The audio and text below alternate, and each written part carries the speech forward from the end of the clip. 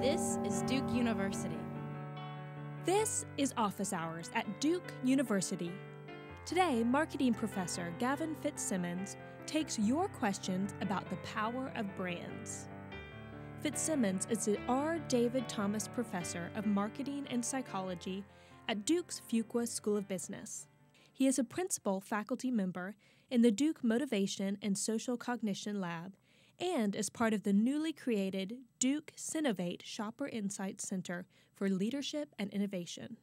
In one research project, Fitzsimmons studied how the placement of one product next to another affected a customer's perceptions. We found of the top 10 selling non-food items, 6 were actually considered to be at least moderately disgusting by consumers. If they come in contact, so literally in a shopping cart, you have a package of feminine hygiene products, come in contact with a package of cookies, all of a sudden people don't want to try the cookies. To ask Fitzsimmons a question, send an email to live@duke.edu, tweet with the tag DukeLive, or post to the Duke University Facebook page.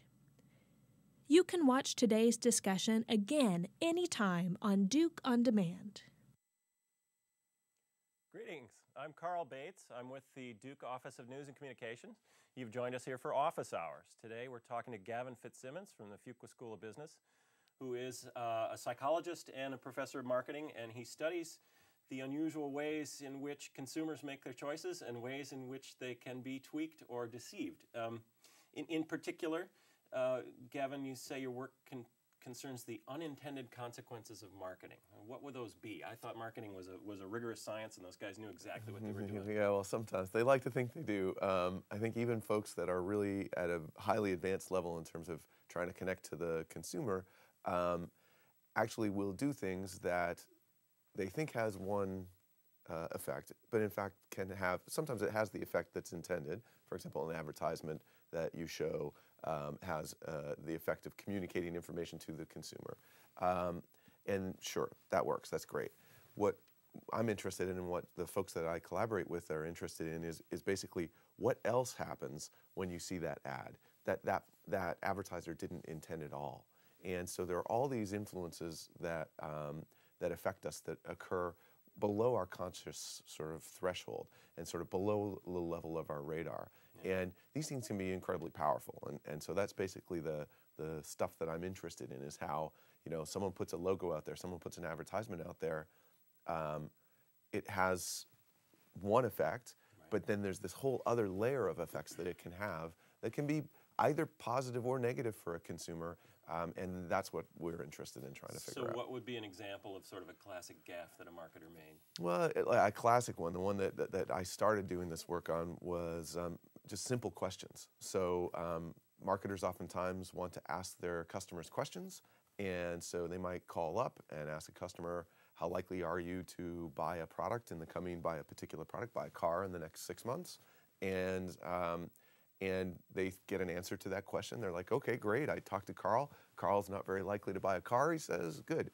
And what we found was that simple act of asking a question changed people's actual automobile purchases really dramatically. Made them more or less likely? It depends, but by and large, because people have positive attitudes about buying automobiles, they like a new car, that sounds good to them. When you ask those customers that have those positive attitudes, they become more likely to buy a car to the tune of about 30 to 40%. One question asked in a telephone poll once. Okay, in physics we have this classic concept of the Heisenberg uncertainty principle that exactly. If you measure something, you've already messed it up. Yeah, it's very much a similar principle. I've tried to draw that analogy many times. The idea is that when you're trying to, in physics, you're trying to capture a position of a particle through the act of measurement, the particle is now in a different place, and you can't do it. Same exact principle here, where we're talking to consumers, we want to ask them a question about their likelihood to buy, and through the simple act of asking the question, it changes their actual behavior. The consumer doesn't realize that their behavior is influenced by being asked this question. Again, it's this notion of under the radar. If I told you, hey Carl, somebody's going to ask you a question about your intention to buy a car, and that could actually change your actual car behavior, purchase behavior, then the thing goes away. So that it's critical that it slides below the radar. Yeah. Otherwise, you don't see the effects. So this is that concept of priming that you measure so much, that just a small amount of information can change how a person perceives a situation or the choices they make. Absolutely. And so, the term priming is used in the sort of social cognitive consumer psych domains because many of the things that we're interested in are how people interact in these social or consumer environments. And the idea is that, we are primed by lots of things. So if I was sitting here by myself, I might behave a certain way. The fact that you're in the room with me is a social prime, and that changes my behavior, right? Sometimes I'm not even conscious of it. So there's really fun work done looking at people's choices in a grocery store. And you're in the store, you're in front of the product category that you want to purchase from, you make your choice. Exact same situation, exact same consumer, same store, you're in front of that same product category, but there's a person down the aisle from you, you make a different choice. An attractive member of the opposite sex, Perhaps, for example, okay? That social presence actually completely changes the way that you make the choice. People have no idea that this is happening. Do the marketers have an idea that this is happening? It's interesting. So marketers realize, I think, or are coming to realize, are coming to accept that there is much more that goes on in a consumer consumer's mind that they're not picking up on. That traditionally we've talked about these conscious. I go to a store to buy a beverage, and I make this real conscious decision of, well, I've had this one last week, and this one's 10 cents more, and I do these trade-offs. And what everybody's really realizing at this point is no one actually does that, right? So over the last couple of years, there's been a label sort of coined to sort of cover all of this stuff, which is called shopper marketing. And the idea is that these shoppers are in a store environment, and they're being influenced by lots of factors, many of which we don't really understand yet. And there's more and more enthusiasm amongst marketers to try to better understand this. Yeah, I'm not sure most consumers realize how scientific the grocery store really is. I read something a few years ago about how things are placed at eye level for the kid sitting in the jump seat in the cart, so that she reaches out and says, I want that. I must have that. Oh yeah, a huge amount of work goes into understanding where people are looking, for example. So now we have technology that makes it really easy to do, not easy, but easier to do this research, where we have very unobtrusive mobile eye trackers that can go on a consumer as they're walking through, and we're recording literally everywhere their eyes gaze the entire time through. The technology is really amazing now. The old days, they used to be these giant big helmets, basically. And now it's this tiny little thing that shoots an infrared beam that bounces back and picks up your retina, which way your retina is looking, and records all of it, like literally down to, they checked out the nutrition information on that can, but they didn't look at this one. And so all of that data now is available, and people are starting to use it. And I think the companies that are at the forefront of this sort of push towards the shopper marketing are trying to use these subtle, non-conscious cues in a store environment to try to help their customers make choices that they're going to be happy with, not just at the time, but in the long run, so that they'll keep coming back and buying more and more, as opposed to someone that's doing kind of a crappy job of this notion of shopper marketing, making all this effort to get customer to buy something that they don't really want or need, and maybe they buy it that once, but then they'll never be back. Right? Yeah, right. They'll never be back again to buy it again. So. So you're part of the neuroeconomics group here at Duke, and there's a lot of eye tracking work going on, and it strikes me that it's sort of the old adage about the eyes being the window to the soul. You folks are measuring eye tracking to see by inference, what people are thinking about. How long they linger on things, up, down, right, left, what is she reading? That's very interesting stuff. Yeah, I mean, these cues, so many of them are, and I think we're now being able to answer questions better than even we could just a few years ago. So that are policy level questions for everybody. So for example, nutrition labeling information. Well, many folks said, well, if we can simply get the information out there to the consumer will make a better, healthier choice. So we labeled every product in America with nutrition labels. Turns out, most people don't even glance at them, right? So we now know this. People aren't even glancing at the nutrition labels. Those that are end up buying the bad for them thing anyway. And so I think, we need to do, what we're learning is that we need to do much more than simply provide information to consumers for them to make better choices. The King County, Washington Department of Public Health just did a study with one of our folks at the Singapore Med School where they labeled a particular fast food restaurant's entire menu, and it didn't make a bit of difference. People I read still that. wanted the double crusty burger. It didn't matter. I read about that work. That's great, and that's exactly consistent with this notion that if we want people to make healthier choices, we've got to do something beyond just provide them with this information. Okay, so now we're into the realm of public health, but advertise the same thing, changing people's behavior. I thought Madison Avenue had this nailed. I thought they knew how to change my behavior. Again, I think, there's this, everybody's heard it, that 50% of your advertising is effective and 50% does nothing. Really? The trouble is that they just don't know which 50 is which. And so advertisers have been doing things in a certain way for many, many years, and I think that they're still focused very much on these old school approaches, old school metrics. So for example, one of the ways that the advertising industry measures how effective an ad is whether people remember afterwards seeing the ad. Yeah. Now that's a very conscious thing. And that means that you have to have attended to the ad, you have to have focused on it, you have to, recall it. And what's interesting is the work that we've been doing is suggesting that perhaps that's a really bad metric for evaluating an ad. If I know a product, so, I'm a Diet Coke drinker, so I really know Diet Coke. I know its relative strengths and weaknesses, I know all the things I like about it. For me, if I was watching an ad block of 6 ads, and later someone said, can you tell me what those 6 ads are? If there had been a Diet Coke ad in there, and I was unable to report that I had seen it, that would be seen as a failure in the traditional view of advertising.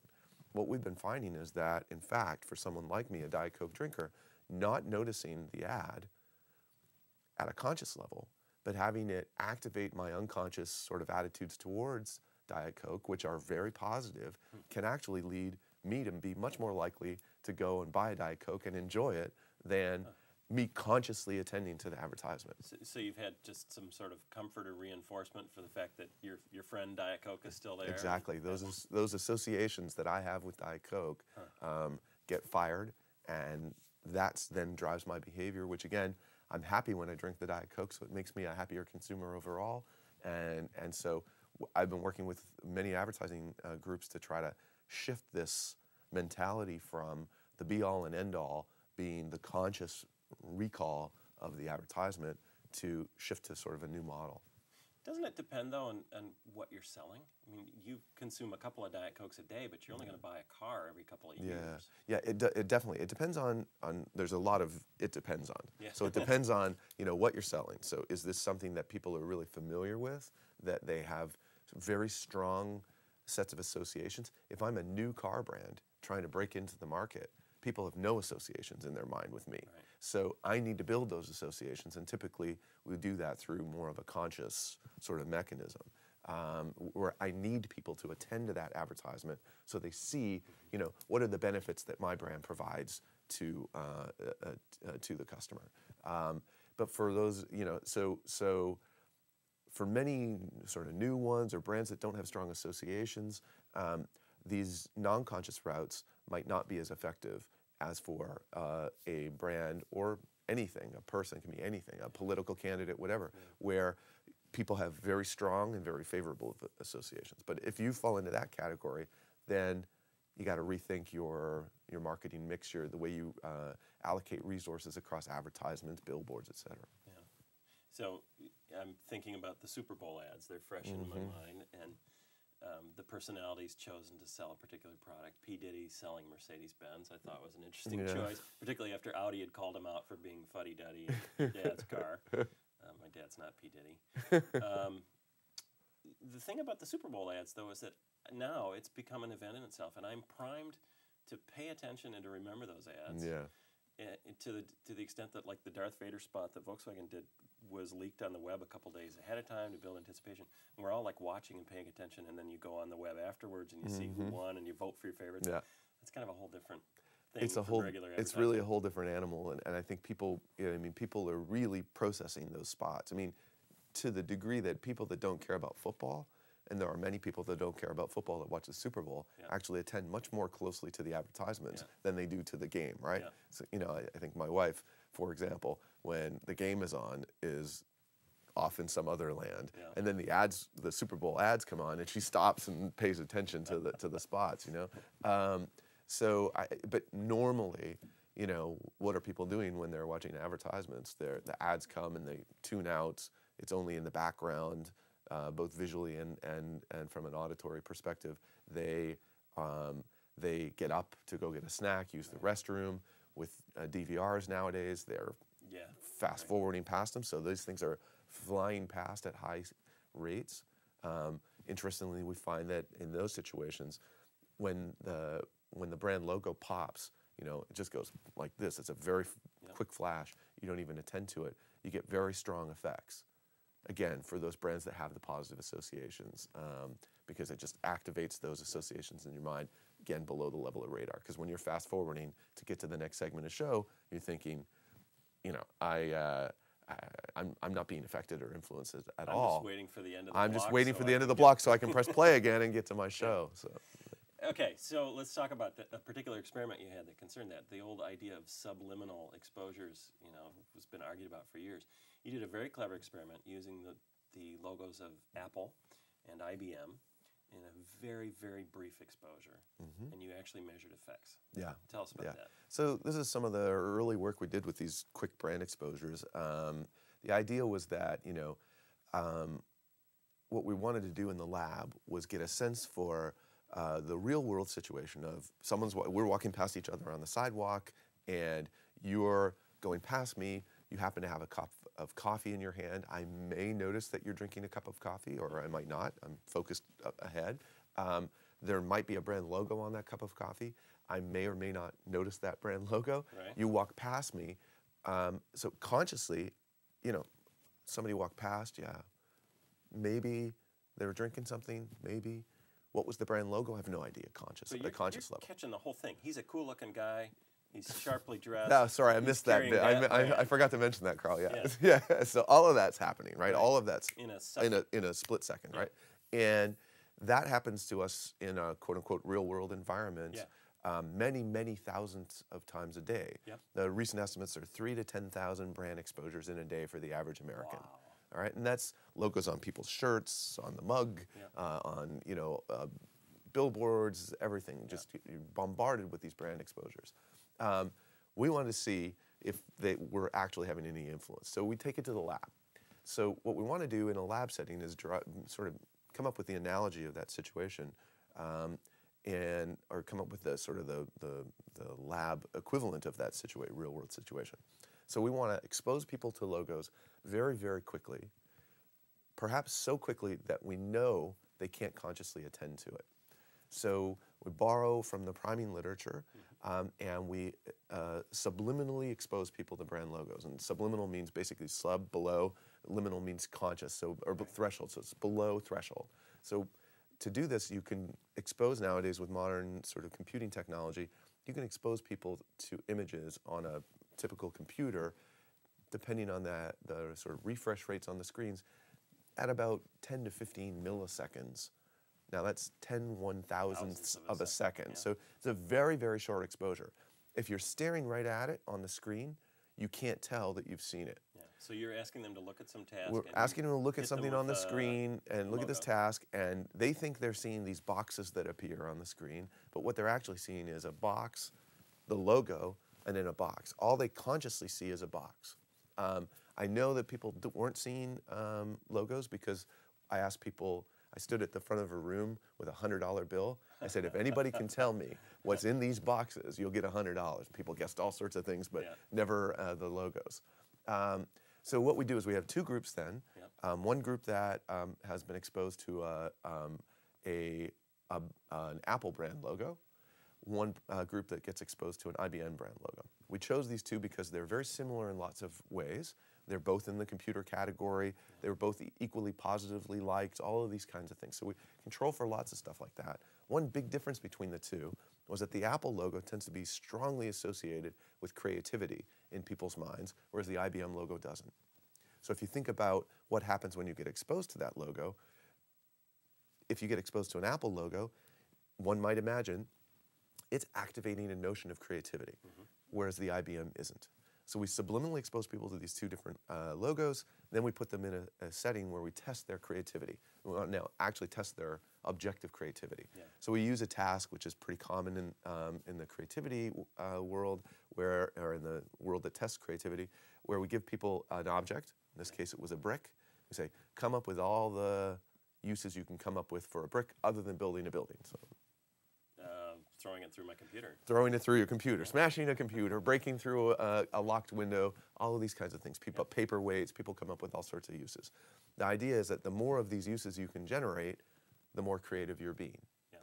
And what we found was this very, very interesting pattern where if you compared to a group that didn't see any logo at all, the folks that were exposed to the IBM logo actually became slightly less creative. But people that were exposed to the Apple logo became very much more creative. And again, on the order of, across a whole bunch of different studies, probably on average somewhere between 30 to 40% increase in actual creativity. Oh boy, did the blogosphere have fun with that story. Yes, no, people, yeah. Really big. Yeah, we got many questions about, did Apple fund this research and things along those lines, and the answer was definitely not. On that note, we are starting to get some questions in from our friends out there in cyberspace. This person asked by email, what about product placement? So when you're watching a movie and that Diet Coke can is on the dashboard of the cop car, is that working? Yeah, so the answer is it can work very effectively. What we've been finding in our work is that, so are we on, am I on that camera? Sure. So if in a movie, for example, or a television show, you see someone hold up their mug to the thing and go, yummy. Those really prominent cheesy product placements, which by the way are by far and away the most expensive, basically get you almost nothing. What does get you are the background ones. Yeah. Those are influencing you. Yeah, just and the things on the shelf. On the shelf, a character walks by a place on the street in Manhattan and you see the logo in the window. Those background, very quiet, subtle product placements actually dramatically change things. And we, in one study, one of our former PhD students did, she found that these very subtle product placements were actually, we did a product placement for bottled waters. And so people either were very subtly exposed to these Dasani bottled water or not. And then as the participants left the lab, we said, oh, we've got a bunch of extra waters left over from an event. Feel free to make a choice, whatever you'd like. They have 4 different brands of bottled water. Being exposed to the subtle placements took Dasani's share of that from about a little below 30%, I think, to over 65. More than doubled people's actual choice of Dasani. And again, you have to have sort of positive feelings about Dasani. You have to know Dasani. But if you do, boom, those very subtle things can have a big impact. So product placement is a big market for these subtle influences.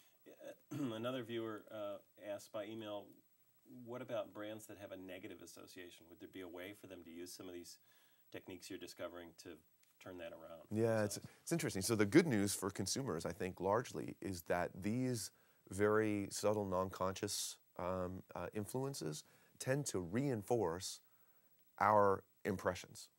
So if we've got a negative impression about an ad, we have a series of negative associations, and they're trying to activate that brand outside our conscious awareness. The consumer that has that negative association is going to reinforce the negative, and they're going to move away from the brand.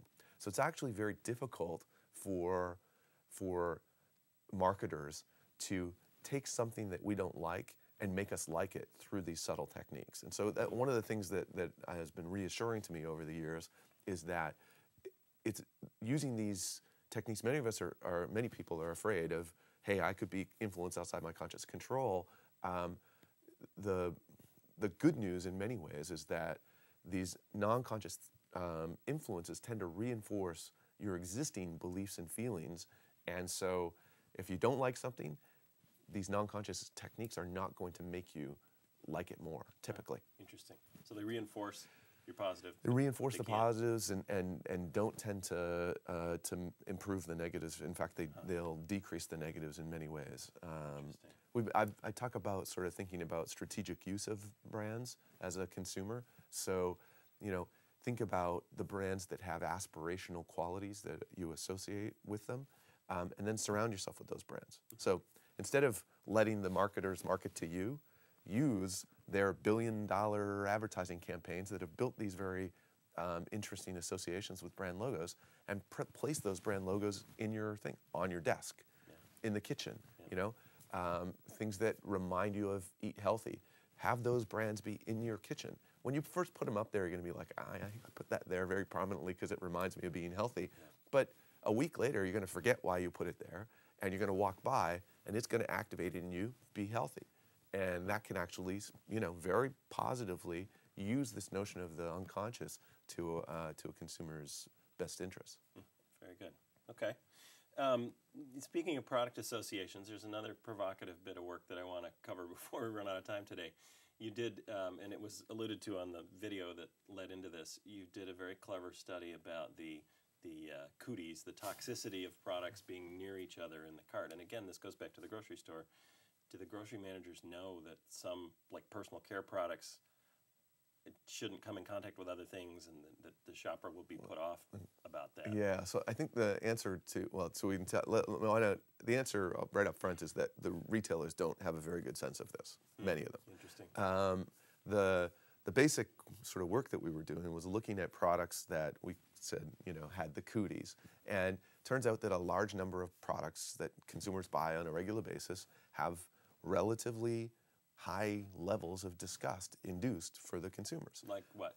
So feminine hygiene products are an obvious one that many people, if you ask them, will actually rate as relatively disgusting, which is sort of funny because they're actually by definition sterile. Right. They are by definition sterile, right? And yet people do. Men tend to find them a little more disgusting, but women also find them disgusting. So that's a category that many people do. Anti-diarrhea medicine, garbage bags, kitty litter, cat food. Well, cat food is disgusting. Well, fair enough. Mayonnaise is an interesting trigger for about a third of the population. About a third of the population finds mayonnaise so disgusting, it goes off the chart. 2/3 think it's delicious, but some people just hate it. So there's these disgusting items that we're putting in our shopping basket all the time. And what we were interested in is, well, is that affecting your behavior in the store? Is it affecting your evaluations of the other products? And so we found this really fun result, which goes back to sort of, if you think about our sort of naive theories of disgust, you go way back. Yeah. Well, people thought that disgust was transferred through touch. And we all have a little of this, the term cooties, right? You play the game, it's like, you've got the cooties. Yeah. You had to touch it to transfer it. Yep. And so we took a box of cookies and we put it in the basket.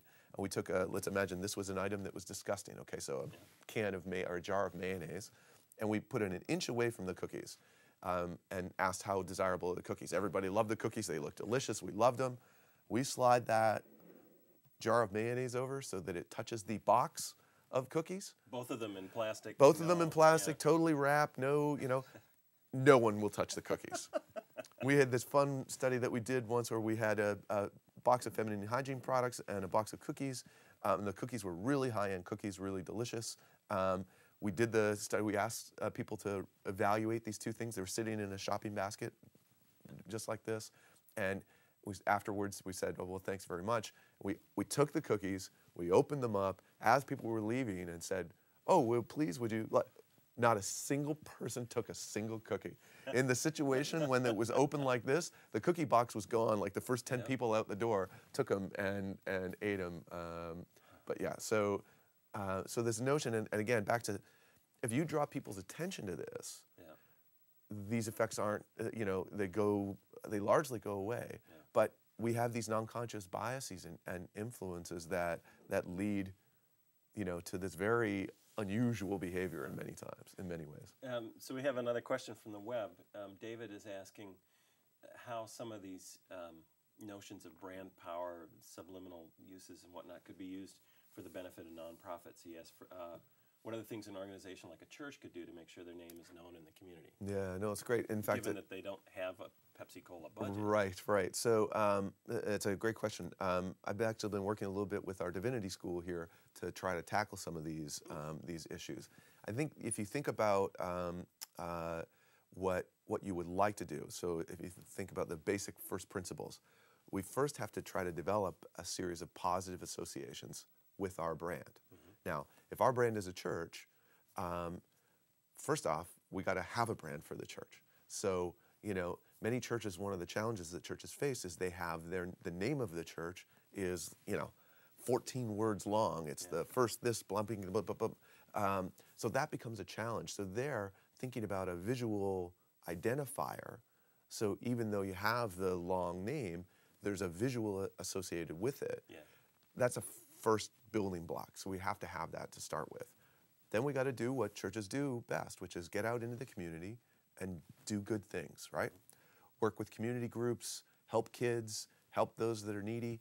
And when you're doing that, just have that logo associated with it so that people start to build the associations between all these positive things and the church's logo.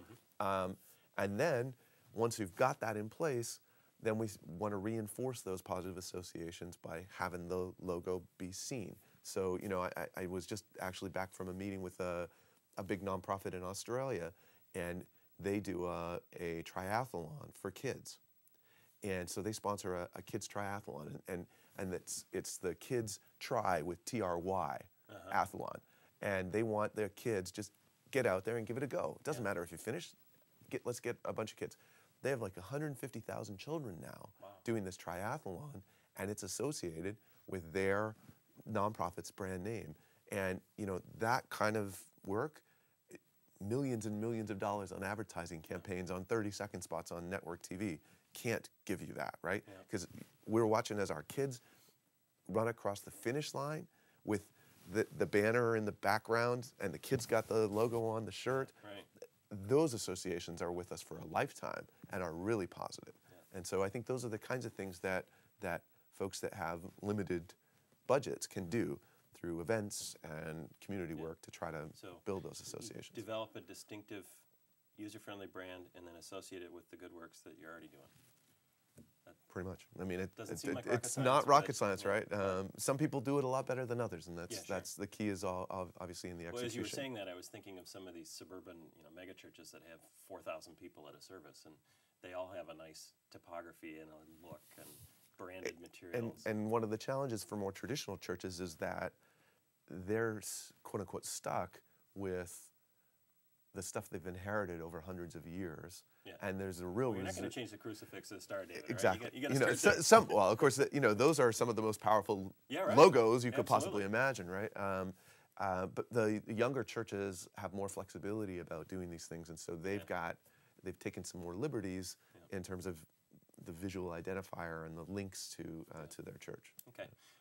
This isn't the only work you've done in religion. There was also a paper a couple months back where you looked at religiosity, people's self-identity, of how deeply religious they are, how adherent they are, and their brand loyalty, and contrast and compare those two things, and found something rather interesting, I thought, rather provocative. Yeah, we, this was a really fun project for us. It sort of started, this looking at the link between religiosity and brands, started because the four researchers were having this very interesting dialogue. So there's myself. I grew up a good Irish Catholic boy.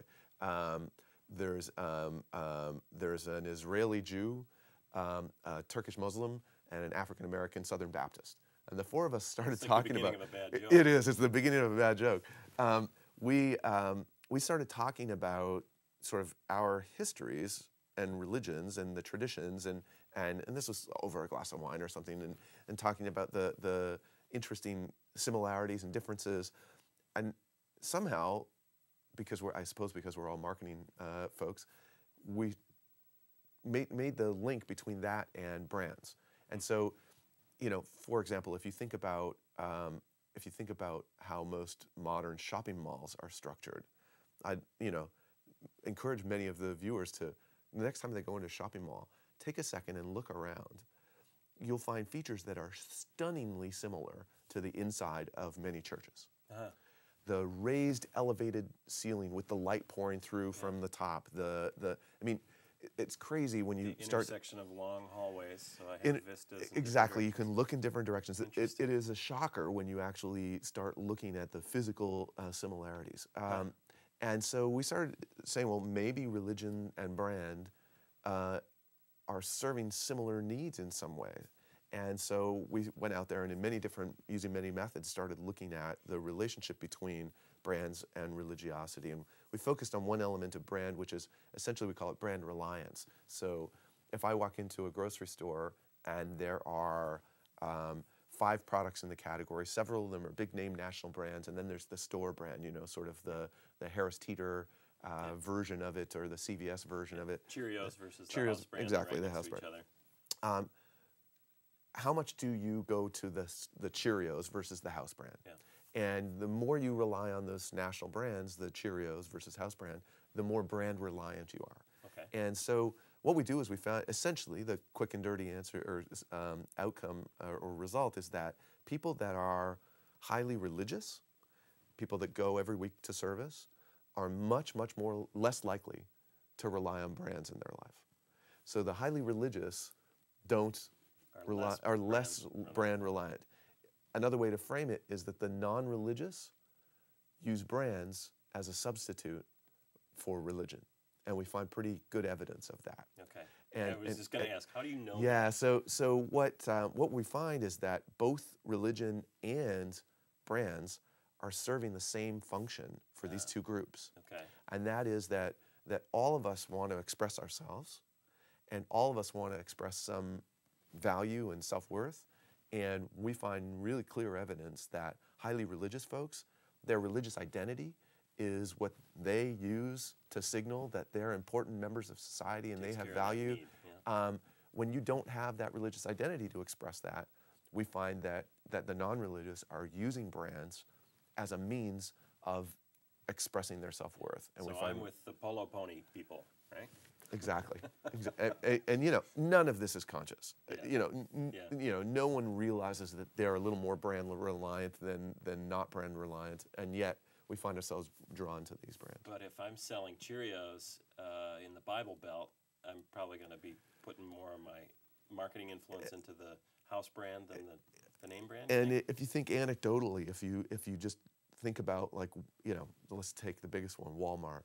Mm-hmm. And Walmart has a huge store brand effort, and where did they start? Where did they come from? They came from more predominantly religious parts of the country, and so you see some of this even at an anecdotal level. By the way, we did do a national study looking at county level religiosity in terms of attendance and concentration of folks that are highly religious, and then the number of branded stores in those counties, the number of discounted department stores in those counties, and you find the exact same pattern when you look at it, even at sort of the macro level. Huh. So how could a marketing mind use that kind of knowledge? Yeah, it's interesting. I've been asked that one a number of times.